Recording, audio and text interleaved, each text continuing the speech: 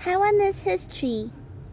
Before the domination by Spanish and Dutch, Taiwan was a natural land with numerous aboriginals. The most famous group of them was called Catagalan, which even used as the name of the road in front of the presidential office. During the Age of Discovery, the Spanish controlled the north of Taiwan and the Dutch ruled the south. In 17th century, they contributed a lot to Taiwan, such as the existence of forest and agricultural skills.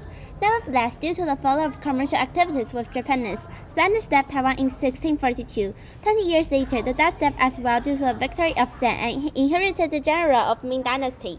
Zheng was the one who saw the seeds of Chinese culture in Taiwan. I consider building a Confucius temple as his biggest achievement. The domination of Zheng only took 21 years, but the influence of it can't be calculated because of the competition of a comprehensive educational system.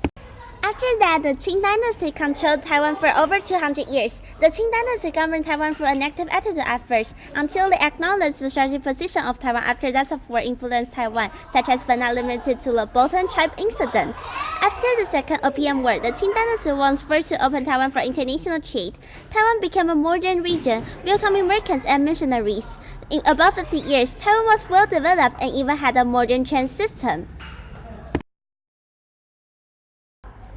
After losing the Sino-Japanese War, Taiwan was taken by Japanese through the Treaty of Shimonoseki. In these 50 years, the Japanese promoted the development of Taiwan in agriculture and manufacture, also labored Western pop culture and management into Taiwan, improved health system and infrastructure. Nevertheless, their colony deprived some rights of Taiwanese people, so lots of commotions were made during that stressful period. Last but not least, after World War II, Taiwan went into the Republic of China period. During this time, the KMT had a civil war with the Communist Party of China and lost. Therefore, they turned to law Taiwan. After that, the relationship between the both sides of the Taiwan Strait became tense through the confrontation related to military and international relations. Also, there were numerous social movements during this time.